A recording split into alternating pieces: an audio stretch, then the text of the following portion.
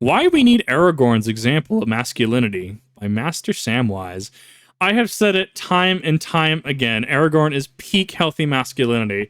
And now I'm going to have someone back me up on that. I'm very curious what points they're going to bring to the table. The hands of the king are the hands of a healer. Yes. And so shall the rightful king be known. This single sentence sums up so much of what makes Aragorn an incredible leader, king, and man. Masculinity is one of the most misunderstood concepts in current thought, whether in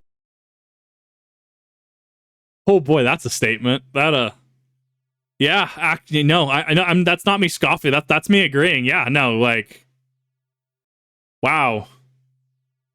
No, you're correct on that one. That is 100% true. Yeah. news media, fiction, or influencer culture.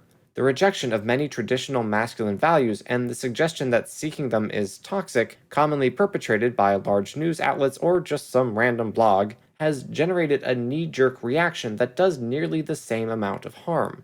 There is no Yeah. shortage of voices telling young men that they should seek personal. Money will fix all your problems. Money was so bad and did not bring happiness. The little billionaires would be giving it away. Oh my. Of course it. Of course. Am I past a minute? Okay, I'm about a minute and 20. Yeah, of course it's Andrew Tate. I can't escape this man. Like, this man makes my head hurt. Personal success and wealth at all costs, that being a superstar is what men should pursue. No, they shouldn't. How about just being a good person? Someone in chat, who's Andrew Tate? Be glad you don't know who Andrew Tate is. Or by that extension, Sneeko. They are very toxic personalities, let's put it that way. And I can say that as factual. Because YouTube likes to crack down on certain things, let's put it that way. These calls are attempting to drown out the opposing cries for men to reject their desire for greatness, to be meek, weak, and gentle. As is all too common in today's political climate, both sides' viewpoints are overreactions to what they dislike about the opposing perspective, and neither outlook I'm gonna have no comment on that, because that is a no-win situation any way that I comment. All right or all wrong.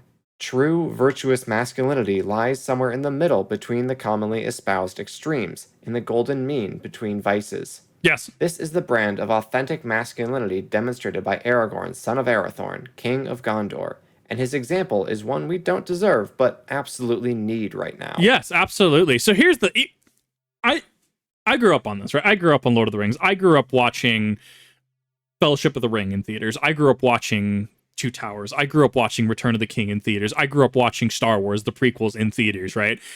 Aragon in theaters. Oh God, that was awful. But I grew up, and so yeah, I have these examples of people and things, and I've read the Lord of the Rings. I've read Tolkien's words, right? And I still continue to do Tolkien research to this day. I look at people like George Lucas and what they wanted Luke to be, and it's like, how in a rational sense, how can you choose someone like Andrew Tate or Sneeko as an example of healthy masculinity over someone like Luke Skywalker, over someone like Aragorn, son of Arathorn, King Elisar, right? There's no way. Oh, well, they're just fiction, Kip. Yeah, and you can... How many people, if I were to right now, if I were to put on the Halo 3 main menu theme, how many people that used to play Halo 3 would just go still in their seats and just stare and remember all the Spartans, all the other players that we used to play with? Remember Chief's words in the campaigns, right? How many other people would do that? Just because it's fiction doesn't mean it's any less real. Now, obviously, in an extremist sense, people are going to be like, oh, well, Kip, you're just confusing reality and fantasy. Well, you know what? You know why I'm here? To have conversations like these. To bring greater understanding to people. To let people know they're not alone. I've had a number of people reach out and comment saying, "Thank you, Kip, for for doing the videos you do. I think it's going to be weird, but I fall asleep to your videos." It's not weird. It's really not, and I'm glad that I can at least have you able to sleep, because sleeping is important. So you get toxic masculinity in individuals like Sneeko and individuals like Andrew Tate. They are addressing the problems. Whoop, hello model. They're addressing the problems, but they're providing the incorrect solutions. And ultimately, at the end of the day, don't care. I want to be someone as a content creator, as someone that is just in some ways an influencer, to be positive, to, yes, call out certain things when it's clearly BS, but to talk, to empower you as an audience, to empower you as a community, to what ways I can have you learn from mistakes I've made. We all get better by working together. Aragorn is, first and foremost, a protector. That is what both a king and a healer are. Someone who cares for and defends the lives entrusted to him. One might be tempted to think that being a king is desirable for the power wielded by the monarch, for the status and comfort that come with royal office. That is a flawed, selfish outlook that Aragorn does not embrace. To clarify, we are strictly talking about masculinity here today. I will not be talking about toxic femininity. I will not be talking about abusive femininity. I will not be talking about matriarchy. I am just in a vacuum. We're here today talking about masculinity is what we are talking about today, and as well as healthy masculinity that Aragorn presents as somebody that is a victim of unfortunate acts that have been perpetrated on me. Don't hold an entire group of people, an entire gender responsible. Shitty people are just shitty people. So that is what we're, for clarification. We know this due to the manner in which he ascends to the throne of Gondor. Due to his royal lineage being the only living heir of Elendil, Aragorn could have walked into Minas Tirith and claimed the throne at any point. Yes. But he did not. Rather than seeking power, Aragorn sought his duty, which was to protect those who could not protect themselves. Yeah. His long years in the north of Middle-earth were spent safeguarding the lands there, such as the Shire, from the many evil forces that still dwelt nearby. When he encounters the hobbits in Bree... I mean, to be fair, what borders Breland to the north, right? I'm trying to remember. I know the Lord of the Rings Online map, we had, like, Fornost. Was it... I'm trying to remember the one to the west of that. I can't remember offhand. It was north of the Shire, but like west of Fornost. I can't remember it offhand. But yeah, no, we had Fornost. We also had Angmar. Angmar was that close. And you have to remember that, like, the Witch King is not necessarily ancient history, but not necessarily modernity. The Witch King and Angmar still hold influence, as far as I was aware. No, Lonely Mountain was east. It was, I want to say Forwardwaith, but I don't think that's correct. I'd have to let me consult the atlas really quick, because now I'm curious. I need to look at the Lord of the Rings Online map. Lotro map. Because actually Lord of the Rings Online does a good job at doing this. So if we go to Eriador, Foreshell, I believe it is. Yeah. Okay. And this is obviously technically not canon. This is Lord of the Rings Online, right? Where we have Thorin's Hall, we have Ered Lune, which leads into Delving, leads into the Shire, and then we go to this is Bree right here, and then after Bree is the Lone Lands, which I spent a lot of my time in, and then you get to the Etten Moors, you get to Rivendell. So if Bree is here, right, Fornost is here, Foreshell is further north of that, then we get into right here is Angmar. And this is an approximation, obviously, because this is Lord of the Rings Online. Angmar is that close to Bree in the Shire.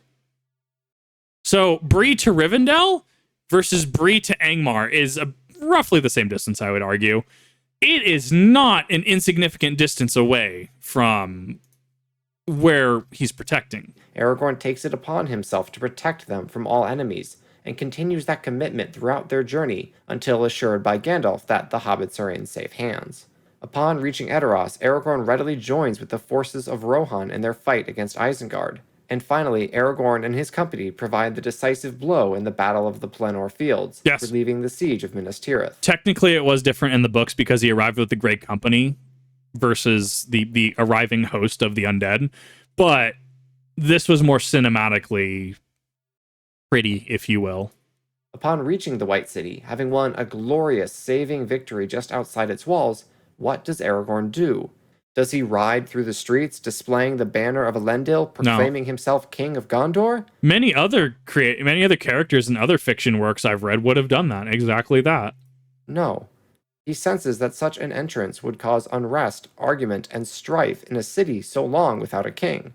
I will not enter in, nor make any claim, until it be seen whether we or Mordor shall prevail. That's the smart move, yes. Aragorn has no interest in seizing power, authority, and status. Acknowledging that there is still much to do, still battles to be fought in defense of the land entrusted to his care, He declines to distract both himself and the current leaders of Gondor by causing political confusion. So here's the thing. How many managers have you had that are a manager for the sake of being a manager? And how many managers have you had that are managers because they actually lead others? Because they know how to get the job done. If you say, I don't know how to do this job or this job is impossible, they'll hop in there, get it done in 5 minutes and be like, cool, just do that. That is the difference in leadership here. He still has a job to do. He has a country to protect.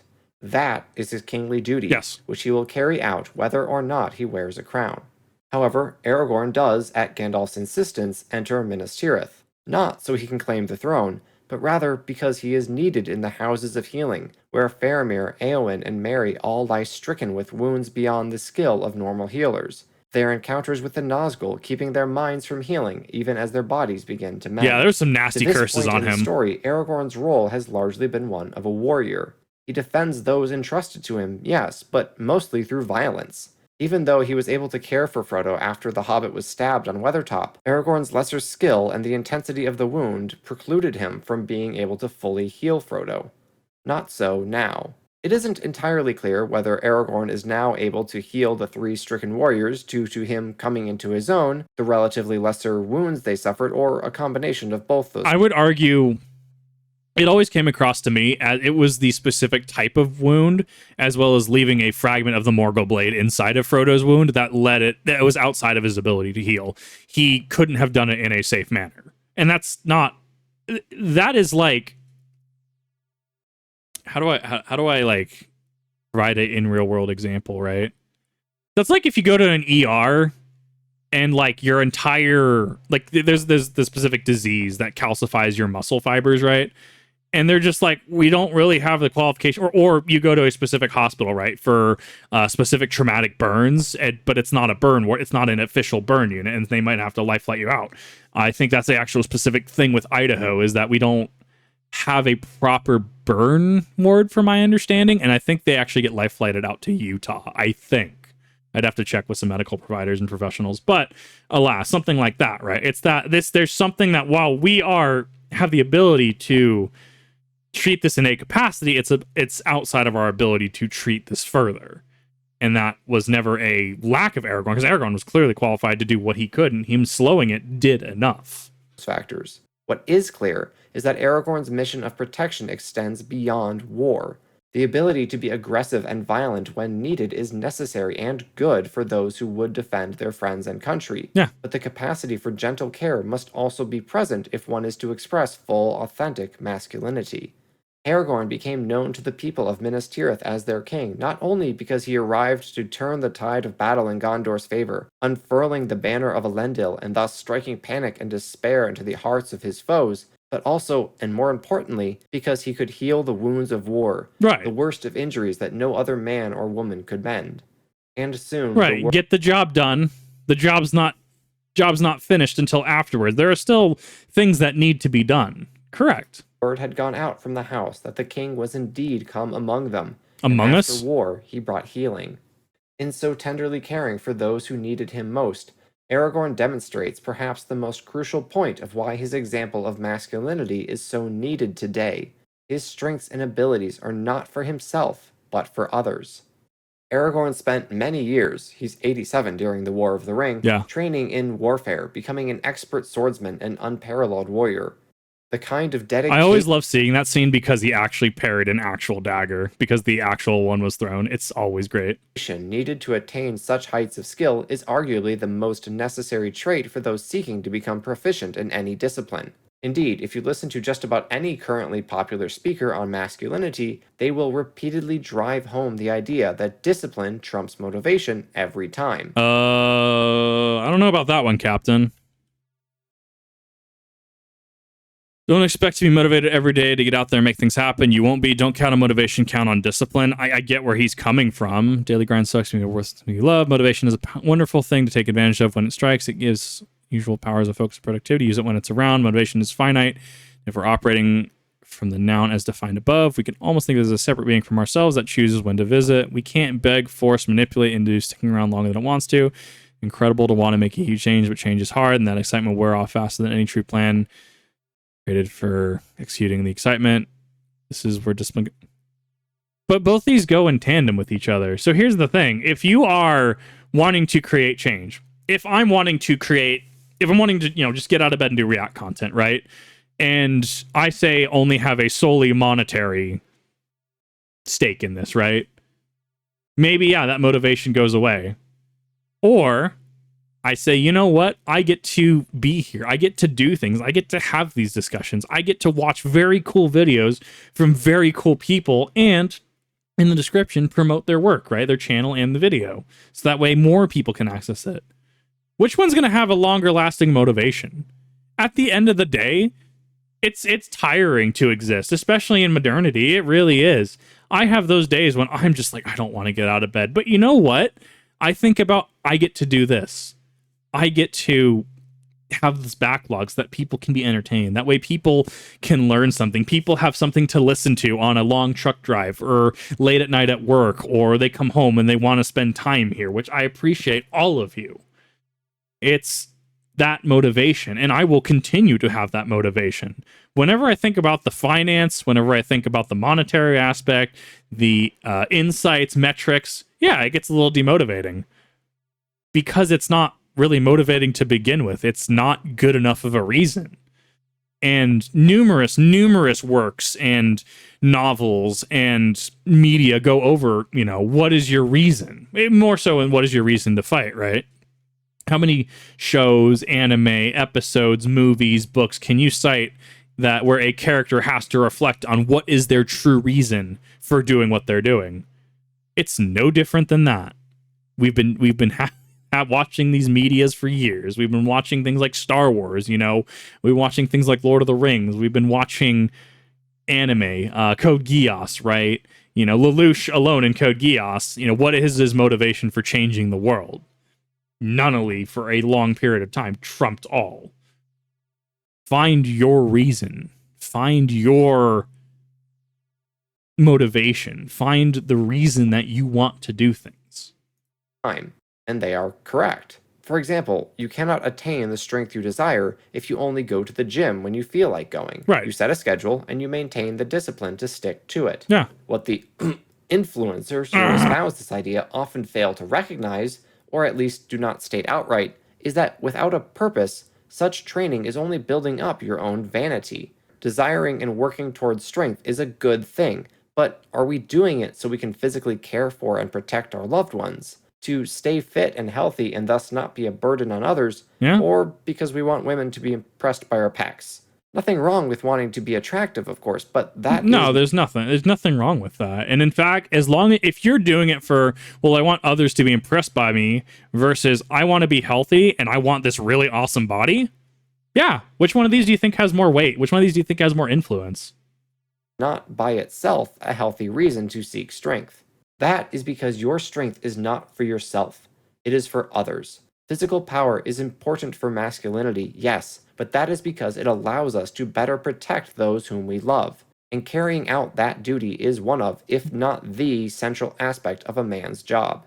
Mm-hmm. As long as there have been wars, it has been largely the role of the man, sadly often the young man, to defend his nation, his people. I think that's changing, though, actually. I've been hearing rumors of and I'm going to be stating this very carefully because I'm not going to get into politics. That is not my intent. If a draft were to happen in modernity in the U.S., women would also be required to serve. As far as I'm aware, I don't know. I don't know army policy. I don't know military policy. I really don't. I'd be very curious to have a conversation, a very apolitical conversation. I don't know. That's one of those I feel I even have to stop short of saying anything further because I feel that would be a very unpopular view, even though I'm trying to remain somewhere in the middle. I don't know. I'd be very curious to hear what the modern military view on that is in regards to eligibility of not just men in the service in regards to a draft, potentially. But yes, no, historically, yeah, it has been young men go at World War I, right? How many young men went out? Oh, we'll be back by Christmas. Yes. Josh still mailing. Interesting. Which is why I ask. It's probably unfounded then. Goes bump in the night. What kind of man stays in bed while his wife goes to investigate? When the crisis... Honestly, but here's the thing. If your dynamic supports that, there are certain relationships where the woman is the dominant party, and that's perfectly fine. I get what he's trying to say. There's more nuance, but that's like statement asterisk. Certain people can have that conversation further. This child was in danger. It was Saint Joseph who was entrusted with the mission to bring the Holy Family to safety. By nature, men are granted a larger frame, denser bones, and more muscle mass than are women. And with those physical advantages, I've actually gotten a lot of pushback on that, where because I've absolutely had coworkers that have refused to be like, well, I'm a woman, I can't lift this, and I always have had to scratch my head, and I just have to kind of accept it, because like, what do you do in a situation like that, right? You have someone that's a third of the size of you saying they don't want to do this, and I'm just like, well, go lift it. You were asked to do this, and they don't want to do it. So what do? I just do it anyways because I want to go home at the end of the night, right? If I'm at work and I'm at the end of a long day on shift, right, in a kitchen, and I want to just go home at that point, but I have to take out the giant vat of, boiling frying oil, right? Because we put it into the pot, you have to dispose of it, right? Like, and I'm not on fryer that say I'm on grill, she's on fryer, and she drains the fryer, but like, well, I can't lift this. I can't do that, right? What do you do? At the end, me with my work ethic, okay, just go away. I will do this. I will do this. I just want to go home. And then she goes away and does whatever. And it's weird because I've gotten like pushback on it, because it's like I've had people describe, well, you see, due to XYZ physical factors, with citing physiological things, right? Women just can't do this. I don't know. It's weird to me. And I mean, I guess, yeah, I do have a larger frame. I am stronger. So it's better just to not have the argument, just to let people want to say, well, I can't do this. I will not do this because of my frame, because of my size. And I just do it because it's just easier that way. It has been easier for me throughout my life to not press someone in an argument and to just get the job done, regardless of how fair or unfair it might be. So I don't know. I'm not sure on that one. I know a lot of people in chat are saying they quit. At the end of the day, it was whatever to me. Because I know if I say, well, she should have just done it, I'm going to get people being like, well, you're being unfair to her. And it's like, but she's a strong, independent woman. She talks all day about clocking people. Like, what do you want from me? I don't know. Which, hence why videos like these are important, of healthy masculinity, of having that motivation, having that strength, knowing when and where to pick fights and conflict. And, fights obviously extend beyond the physical sense, having an argument, trying to hold someone accountable, etc., etc. Becomes a duty that cannot be denied without denying the very essence of what it means to be a man in relationship with others. Indeed, embracing full, authentic, virtuous masculinity requires one to be in relationship. Not in a relationship, mind you. I'm not saying you can't be manly if you don't have a wife or girlfriend. But human beings do not exist alone. We were not made for ourselves, but rather for each other. As already stated, Aragorn clearly knows this. He seeks the company of those who need him and bonds with them as they journey throughout Middle-earth. Yeah. We witness his fierce protective love for the hobbits as he chooses to pursue a whole company of Uruk-hai to rescue Merry and Pippin from their cruel captors. In those same scenes, we see his capacity for leadership, as he takes it upon himself to lead the hunt, but also relies on his companions when they are more capable than he. It's the meme. They're taking the hobbits to Isengard. At Helm's Deep, Aragorn gently encourages This scene is beautiful. Boy thrust into combat far ahead of his time, facing nearly certain death. Then I shall die as one of them. Not with them, but rather... They were speaking in Elvish that entire scene, and then he just shouts saying that. So I love the memes where it zooms in the people around him, like, what are they talking about? as one of them.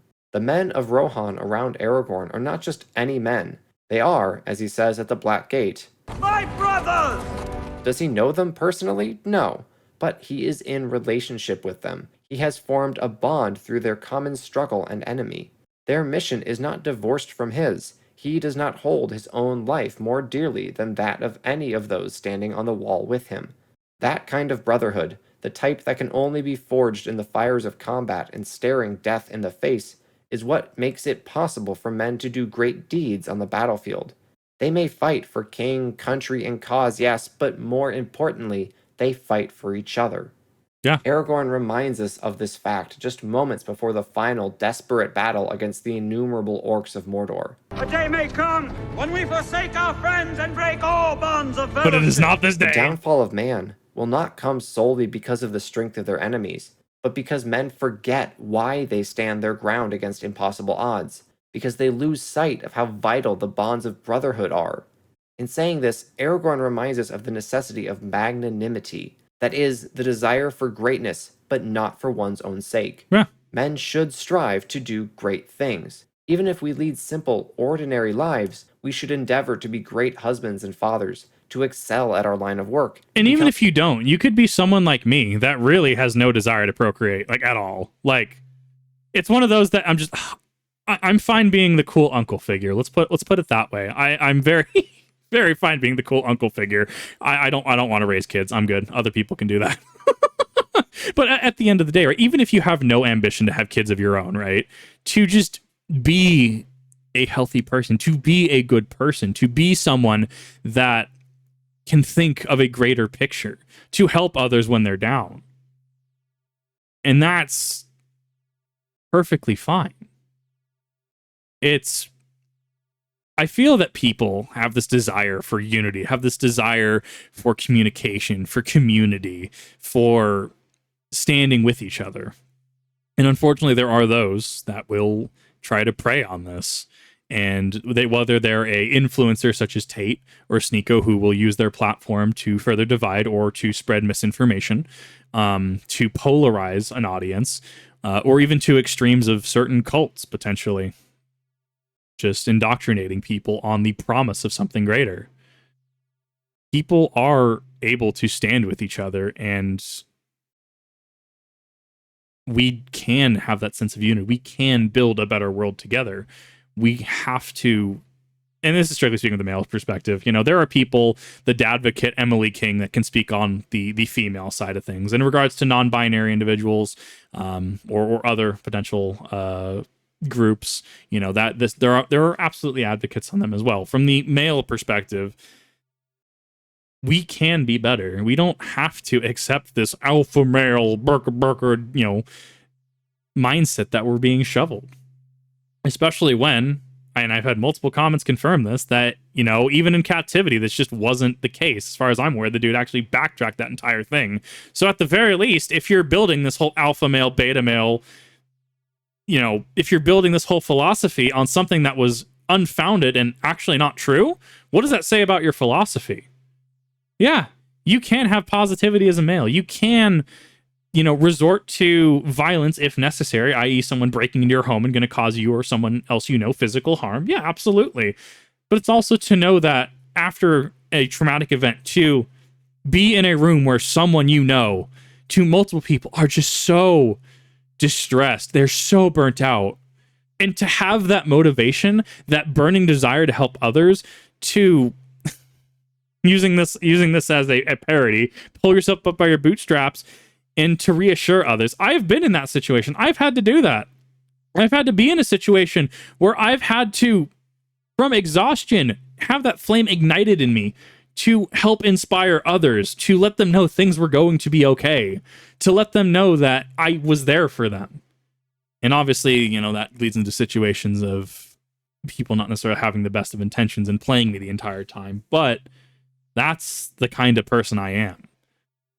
The kind of person that a lot of people should aspire to be. Not me, but aspire to be the person that knows what it's like to suffer, that knows what people are going through. Even if just, they can empathize rather than fully understand. And to want to help, not feel like it's their duty to help, but want to help, to be able to help. And that, I think, would lead to a more healthy mindset. The best versions of ourselves that we can be. However, whatever greatness we achieve should not be for our own sake, our own vanity, but for the sake of our loved ones. The longest study on happiness conducted by Harvard found that close relationships, more than money or fame, are what keep people happy throughout their lives. What is the use of a high-paying job that allows us to buy whatever we want if we have forsaken meaningful personal relationships to achieve that level of success? Certainly, the two aren't. I would actually, I'm looking into chat. The United States Marine Corps, USMC, tried co-gendered infantry units and found out that there were major issues. Male Marines taking up more of the work and female Marines pushing it off onto them, and the female Marines having issues keeping up with male Marines while under the same. I would have to see a study on that. I'd be very interested in the documentation and the study on that. I'd be very interested in that. And it's not like I don't know. It's one of those things I would love to see it and try to just determine, because I've experienced all my life. Like, as I said earlier, like I've been in jobs where I have had female coworkers say, well, I'm not taking out the fryer oil, it's too heavy. But I've also been in the same field where she'll take out she'll take out the fryer oil and she'll work circles around me. She'll lift things that are heavier than I can lift. And I guess it does come down onto an individual basis, physiological thing. I'm assuming so. I would assume so at the very least. And it's a very delicate issue. So thus, that has been up through this point of, look, I'm not going to get involved in the nitty gritty of it. I'm just going to do the job. Like, if we need the fryer oil taken out, if we need this giant industrial bag of flour lifted, I will do it. I'm not going to have this argument. And then you just do it. And if someone asks, why'd you do it? I signed it to her. Look, I'm here to just do a job. I just want to go home at the end of the day. From early 2010s. I'd be very interested, but if not, it's perfectly fine. Mutually exclusive, but we only have so much time and energy to pour into the various pursuits of life. We do. If we seek greatness that benefits only us, we fail, no matter how much material wealth and success we obtain. Mm-hmm. Aragorn's pursuit of greatness was never for his own vanity. If it was, he would have been on the throne of Gondor long before turning 87. Yeah. Instead, he sought to become an expert swordsman, tracker, navigator, and healer in order to best serve those who would need him when the time came. Mm-hmm. One might characterize Aragorn's decision in that matter to be humility, and one would be correct, but perhaps not for the reason you might think. Mm-hmm. As I've mentioned before in previous videos, humility is not self-degradation, No. but rather an accurate recognition of your own strengths and weaknesses, and the ability to act accordingly. So hear me out, right? Having humility would be, let's see here. I'm trying to relate it to a work thing rather than an SCA thing, because I was going to go for an SCA thing, but I wasn't going to have the intent that I wanted it to. If you are at work and you say, let's say you're on grill, right? Let's say you're on grill. You're having to make burgers. You're having to make maybe fish fillets. You're having to make anything on grill, right? And while you're on grill, you just say, oh, well, I suck at this job. I can only do, 10 burgers in a 5-minute period or something like that. We're talking like well-done half-pound burgers. They take time, right? Well, I just suck. I can only do 10. I can't do any more than that. Versus, look, grill isn't my strongest point. It would be better if you were on grill. If I'm on grill, I acknowledge my shortcomings and I will do the best that I can. You see how there's a difference there? You see how in tone there's a difference there, in intent even? The man with true humility isn't worried about self-image because he knows who he is. He knows his duty and his place in the world. Yeah. To put it another way, humility is not thinking less of yourself. It is thinking of yourself less. Yeah, I Truly could agree with that. knowing your abilities and your duty allows you to C.S. Lewis was the Narnia author, for those that didn't know. think about others more than you think of yourself. Him and As you Tolkien at might times. expect, Aragorn exemplifies humility throughout the story, but perhaps his most impactful display of this virtue comes after the Battle of Pelennor Fields has been won, and the men of the West must decide their course of action, not yet knowing the fate of Frodo and the ring. Aragorn understands that as Éomer's. They can't win that fight. And I think that's what certain people don't understand, is at the Battle of the Black Gate, that was not a fight they could have won. They went into that on a gamble. They needed to buy Frodo time. They could not have won that. And he recognized that we can't win this. We have to give Frodo enough time. And even that people in the book actually were turning away from that company because they didn't want to go into effectively a death sentence. And there were interactions there where he was, hey, if you could at least do this, it is appreciated. Don't feel like you're bound to do this. He understood. If they kept the Ghost Army, if he kept the Oathbreakers, he would not have been the character that we needed. He would not have been the same character. Aragorn breaking his oath and keeping the Oathbreakers would have effectively turned into a villain. He would have turned into a morally bankrupt character. Him holding true to releasing their oaths, he helped defend the city, was him being on character. Even then, I mean, from a statistic standpoint, you could have done that, but it comes down to the greater picture. He would have lost morally. He would have been morally bankrupt to do so. States.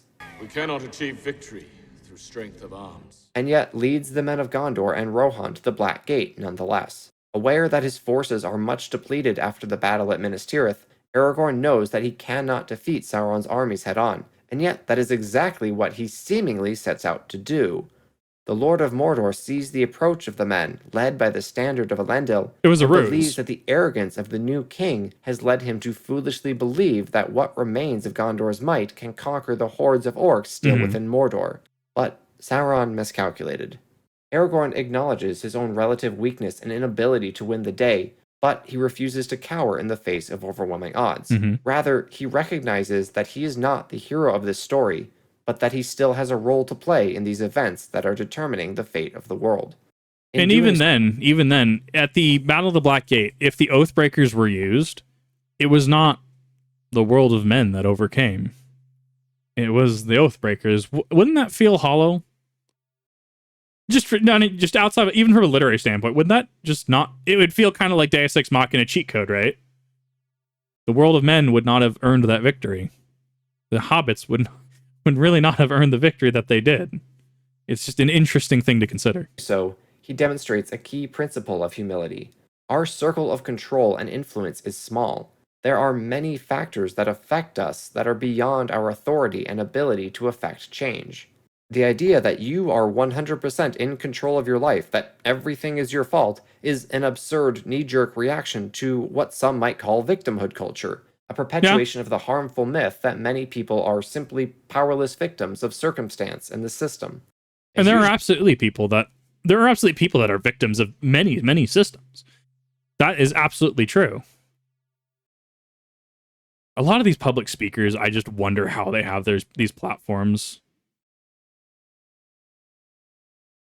We need more positive role models is what we do. As usual, the truth lies somewhere in the middle. We can assert control, but only to a certain extent. We have to react to things beyond our control, yes, and peacefully accept those which we cannot change.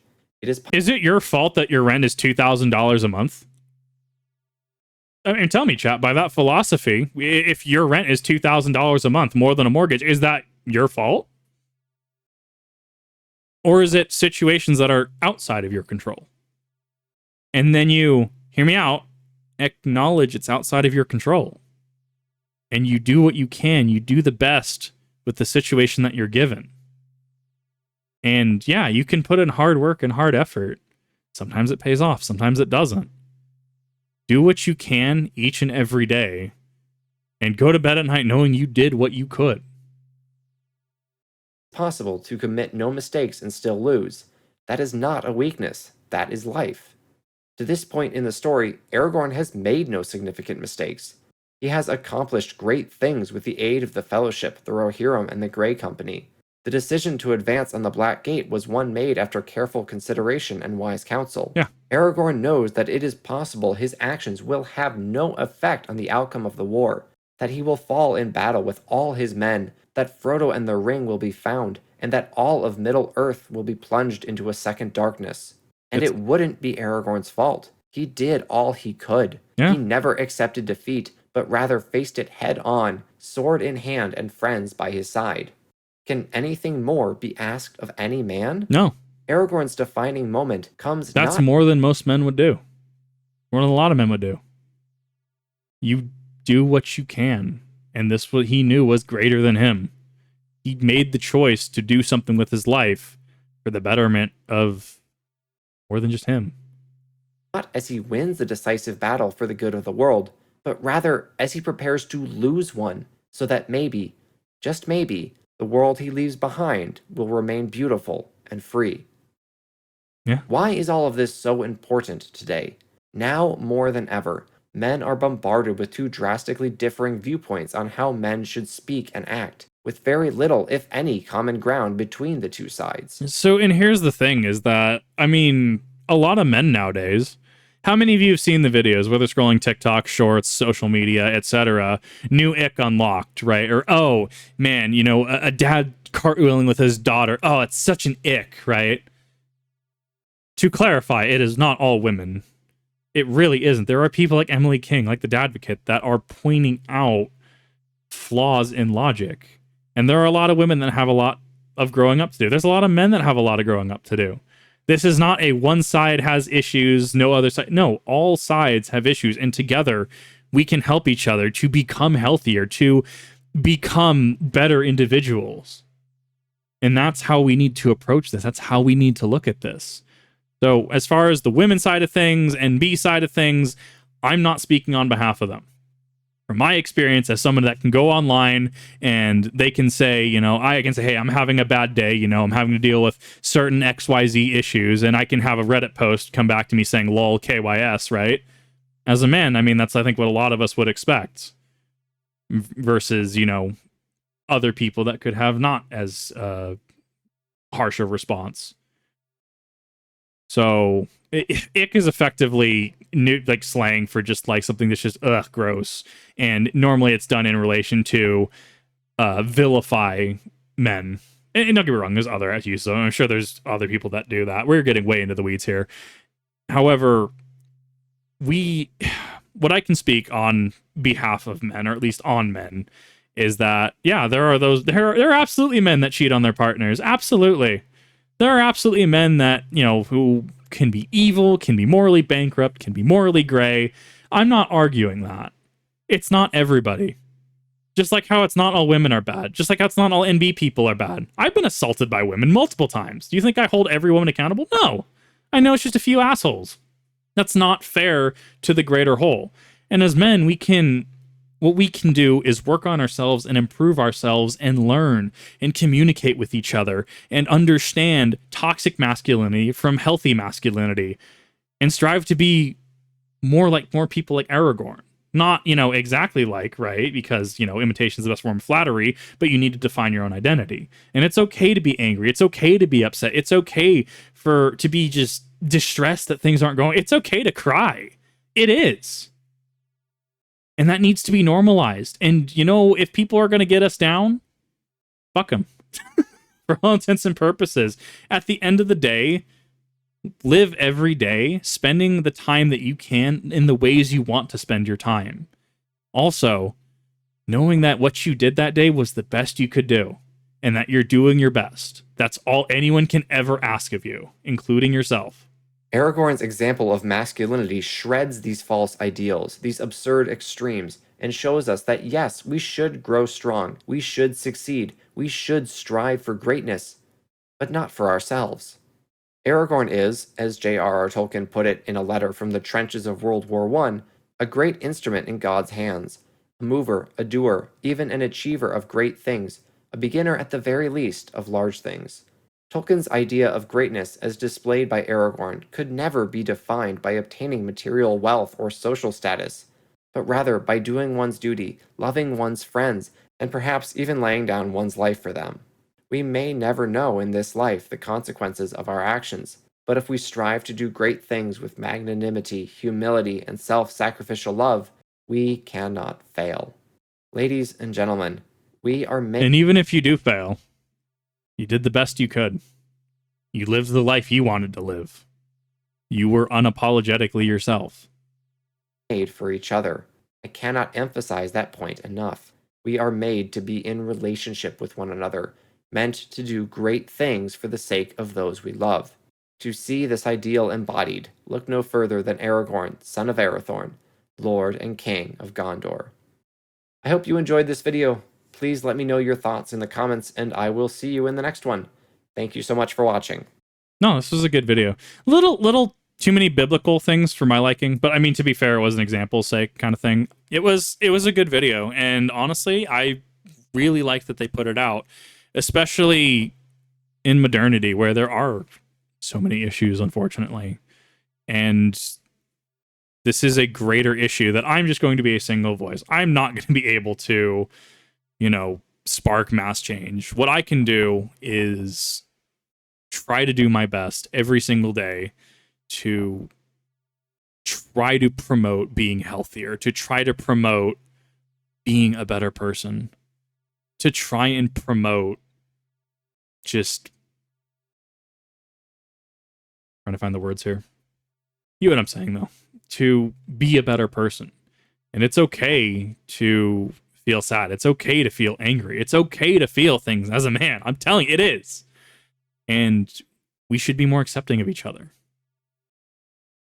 But alas, what are your thoughts on this? Please keep it apolitical. I'm not meaning to get into politics here. Please do not harass any women. Do not harass any NB individuals. As that is not my platform. I'm not condoning harassment, you know. And even if you just need to vent about a situation like I have, right, in regards to, you know, a situation that didn't feel necessarily fair, such as the oil container, you know, let me know your thoughts. Please keep it civil, all that fun stuff, and I will see you in the next one.